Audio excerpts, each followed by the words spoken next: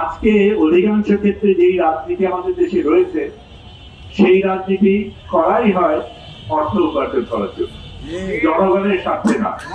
আমি আপনাকে জিজ্ঞেস করেছিলাম আপনি রাজনীতি করলেন না কেন?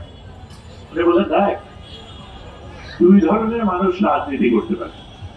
একজন যে সাধু, যার কোনো প্রয়োজন নেই, আরেকজন যার অনেক টাকা আছে, যার টাকা আয় করার প্রয়োজন নাই। আমার সংসার দিয়ে চলে, আমার আয় দিয়ে সংসার চলে। আমি যদি রাজনীতি করি আমার সংসার চলবে কি করে? এবং আমি রাজনীতি থেকে যদি আয় করি তাহলে ওই রাজনীতিতে আমি বিশ্বাস করি না। আজকে অধিকাংশ ক্ষেত্রে যেই রাজনীতি আমাদের দেশে রয়েছে সেই রাজনীতি করাই হয় অর্থ উপার্জন করার জন্য, জনগণের স্বার্থে না। এই জায়গায় একটি বড় পার্থক্য। আজকে আপনারা এখানে আপনাদের সাথে আমরা একসাথে ইফতার করতে পারছি, এটার জন্য আমি নিজেকে ধন্য মনে করি। কিন্তু এটাও মনে করি যে একটা রাজনৈতিক দল তার আদর্শকে কিভাবে প্রকাশ করবে সেটা এইভাবেই বোঝানো উচিত। হোটেল ইন্টারকন্টিনেন্টাল বা বড় পাঁচতারা হোটেলে 1000 টাকা, 9000 টাকা, 14,000 টাকার ইফতারি দিয়ে যেখানে বাইরের মানুষ বসে আছে, না খেয়ে আছে, সেই রাজনীতিতে আমি বিশ্বাস করি। আরেকটা ছোট্ট জিনিস বলি, একটু আসার আগে আমি সাইকেল চালাই, সাইকেলটা আনতে পারিনি, দূরে রেখে আসছি, আশা করি যেতে যেতে থাকবে।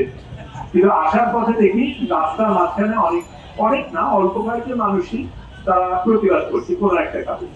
প্রতিবাদ করতেই পারে, প্রত্যেকের দাবি রয়েছে, কিন্তু আমার প্রতিবাদের কারণে আরো অন্যদের ক্ষতি হবে, এইটা যদি আমার দাবি দেওয়ার একটা অংশ হয়ে থাকে তাহলে সেই দাবি দেওয়াতে আমি সমস্যা মনে করি। আমাদের প্রত্যেকেরই দাবি আছে, নিশ্চয়ই অনেক দাবি রয়েছে, কিন্তু সেই দাবি আরেকজনের দাবিকে সর্ব করে সেটা হতে পারে না, আরেকজনকে শ্রদ্ধা করেই করতে হবে। আমার বাবার কথা বলছিলাম, আরেকটা কথা দিয়ে শেষ করি। আমার বাবা বললাম তো, উনি ডাক্তার ছিলেন, মাস্টার ছিলেন, সরকারি চাকরি করতেন, খুব বেশি আয় ছিল না। কিছুদিন বিদেশে চাকরি করার কারণে কিছু আয় করতে পেরেছিলেন।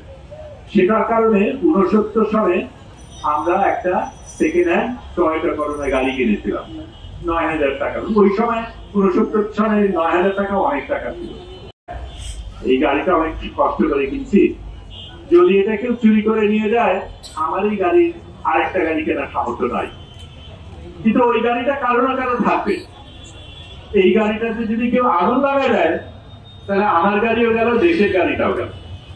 এবং এই জায়গাটা আমাদের মাথায় রাখতে হবে। আমরা দাবি দেব, নিশ্চয়ই আমাদের অনেক দাবি আছে, এবং এখন আমরা স্বাধীন বাংলাদেশে আছি, আমাদের দাবি দেওয়ার সুযোগ রয়েছে, সেটা নিয়ে আমরা গর্ব করি, সেটা নিয়ে আমরা আমাদের নিশ্চয়ই গর্ব করার কথা। কিন্তু এই দাবি আদায় করার জন্য আমি আর কারো অধিকারকে দমন করব, এই জিনিসটা করে দাবি যদি আদায় করি তাহলে আমি নিজে দেশপ্রেমিক না, আমি নিজে আরেকজনকে ভালোবাসি না।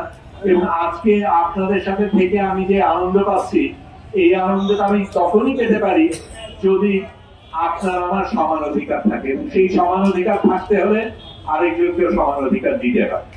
আমি লম্বা সময় নেব না, এখানে অন্যান্য বক্তব্য রয়েছেন, আপনাদের সাথে আমাকে দেখেছেন, সেটার জন্য আমি ধন্য, এবং আশা করি আরো আপনাদের সাথে থাকতে পারি।